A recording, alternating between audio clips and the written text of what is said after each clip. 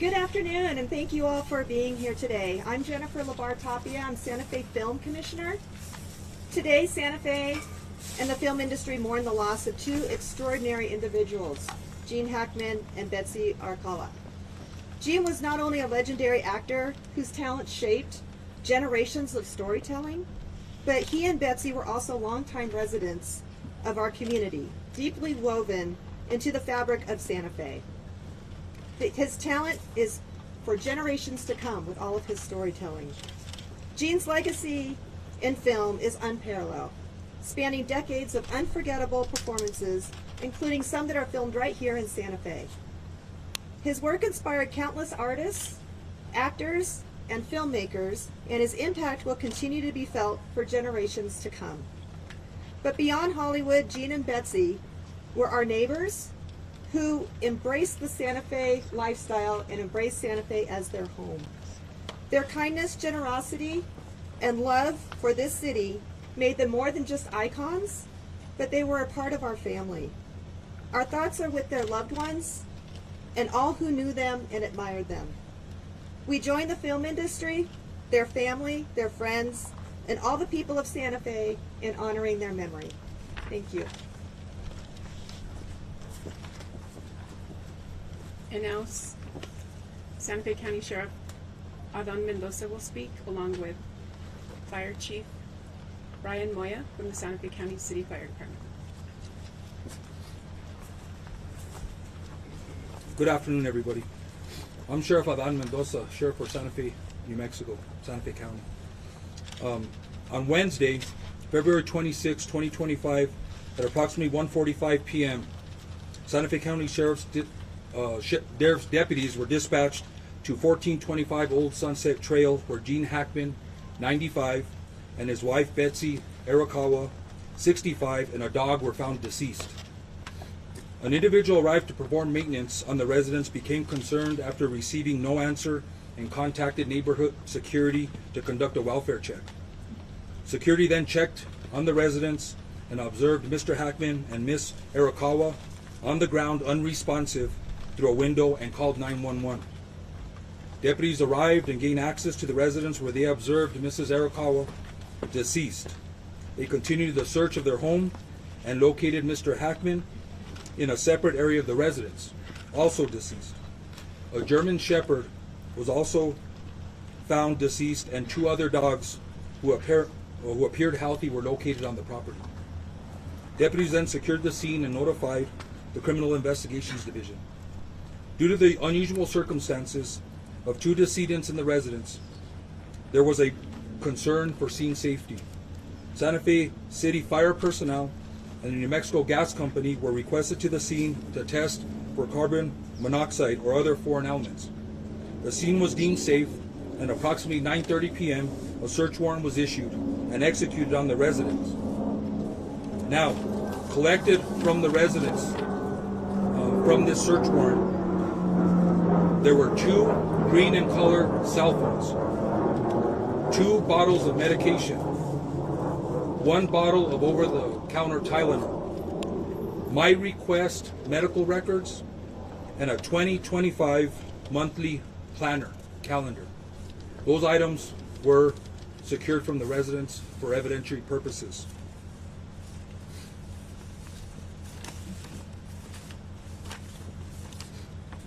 The Santa Fe Animal Control Division worked with family to ensure the safety of the two surviving dogs. Investigation personnel worked diligently throughout the night and morning to process the scene for evidence. It should be noted there were no apparent signs of foul play. In the early hours of Thursday, February 27, 2025, Mr. Hackman and Ms. Arakawa were transported to the office of the medical investigator. An autopsy was performed. Initial findings noted no external trauma to either individual. The manner and cause of death has not been determined. The official results of the autopsy and toxicology reports are pending. Just today, I spoke to Dr. Jarrell, the pathologist from the New Mexico Office of the Medical Investigator. This was at 2:00 p.m. today. She advised that there were several tests that were submitted to be expedited. She revealed to me the following information. Both individuals tested negative for carbon monoxide. An initial interrogation was conducted of Mr. Hackman's pacemaker.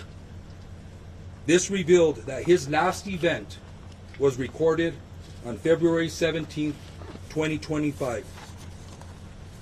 I was advised that a more thorough investigation will be completed. That'll conclude my statement. I will take a few questions, and just so everybody knows, this is an active investigation still. I'll take questions. Sure. Based on what you know about the conditions of both the bodies, who do you believe died first? That's a very hard thing to determine. Even with the assistance of OMI, we asked that question because that's a question that we want answered. That's a very hard determination to make, and I don't think even OMI could make that determination based on the initial autopsy. Can you Any speak other to his any other condition? questions? Mr. Chair, in that 2025 planner that was mentioned in the search warrant return, were there events scheduled for either member of the couple for the coming weeks? Again, that'll be part of our investigation. We will look and try to gain access to the cell phones. We'll be analyzing cell phone data, phone calls, text messages, events, photos in the cell phone to try to piece a timeline together. One of the things is in an investigation is we try to piece a timeline together, usually before the event happens, and that gives us a lot of information. But in this case, it seems like we're doing a reverse timeline. We're doing a timeline from the time of death and the autopsy and the results, and we're going to start working our way backwards. We're going to do both, and then hopefully make a determination what may have happened to both the individuals. Sasha. When you were saying the last event on the pacemaker was February 17th, would that kind of give you a sign that's probably the day that he died, so they've been dead for about 10 days? According to the pathologist, I think that is a very good assumption that was his last day of life. Sheriff, why are the pills such important evidence? And the pills, the pills. Okay. The finding of the pills being such important evidence, and could that have been part of the cause of death? Well, of course, they're important evidence. These are things that I think are important for the pathologist and OMI to consider to try to make a determination what the cause and manner of death are. So all that information is collected, not just for us, but we can provide that information to the pathologist and OMI so they can try and make a determination of what the manner of cause is. And I think that's important for OMI also. Sheriff, was there any surveillance video, and is that helping you to determine what may have led up to this? That's a good question, and that question's been asked. So, I respect the Mr. Hackman's and Ms. Arakawa's regard for privacy. I think everybody here understands that they were very private individuals and a very private family. There is no surveillance, as we know of right now, in the interior of the residence or the exterior of the residence, that it's going to help us determine a timeline or events that happened. Mr. Sheriff, have investigators, Sir. Tom Manson with CBS News. Have investigators been able to get into the obtained cell phones? Not at this time. We have them in our possession. Those were collected yesterday. It's going to take a process. We do have software, and we may have to reach out to other agencies for assistance to get past, if they're password protected, to get past the passwords and gain access to that information. So this is some other things it's going to take a little bit of time. Sheriff, is there any information on the dog? There are names, Nikhil McClellan from the Albuquerque Journal, there are names on prescription bottles. Do we know any idea as to who was taking any of those medications? Yeah, due to HIPAA, I don't want to release who the medication was prescribed to or what the medication is. I think there's a HIPAA concern there, so I won't release that information. Sure. Do you know the nature of the pills that were found by his wife? What were those pills there? What were they?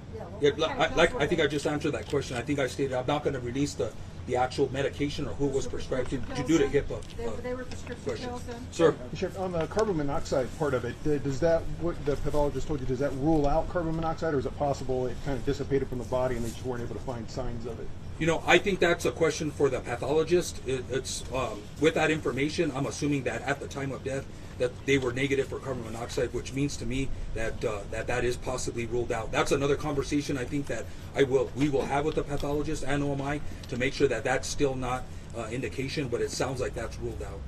Were there any signs that Betsy was under any form of distress? I don't have that information. Again, I didn't personally see the individuals, so there's no indication that there was any stress. There was no indication of any of that I can tell or that I can share, unfortunately.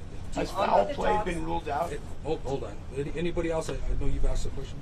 Sheriff, was there any significance to the space heater being located near her head that detailed any more information about how the dogs died? No, I don't think the space, now that we've ruled out carbon monoxide, unless there's something else that comes back in the toxicology report, that we have to look, we're going to look at everything, right? We have photographs, we've documented everything that was close to the body in the room, then we'll look at that a little closer, but right now there's no indication that has anything to do with it. Sheriff, were you able to determine whether they fell or not? Like, was there any trauma evidence on the bodies to suggest a fall? No, I don't think there was any indication that again, there was no trauma indicated on the body. I'm assuming if they would have fell or injured themselves or a head injury or brain injury, that would have been discovered by the pathologist. So I'm going to say that they weren't. Just to follow up, but you saw the sunglasses and the cane on the floor, according to the police reports. That would seem to go against that. That's up to the detective and OMI to work out. Sheriff, I'm gonna take 2 more questions. On the timeline that you're talking about, can you say what the space heater was powered by? Was it gas powered or electric powered space heater? I don't know that information right off. Do you Right believe off. the dog died of starvation? Sir. How long do you think we'll have more concrete answers of what happened?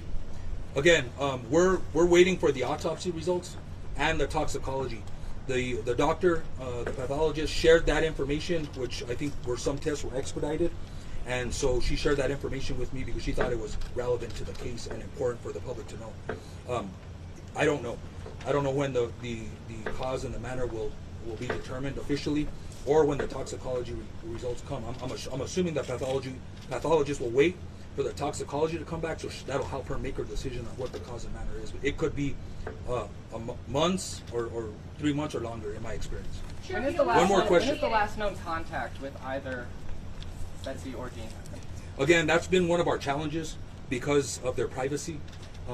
So one of the challenges is trying to determine that timeline.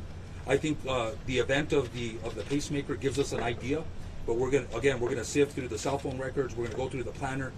We're contacting workers, maintenance workers, family members, security. We're going to be talking to security. It's a secure subdivision.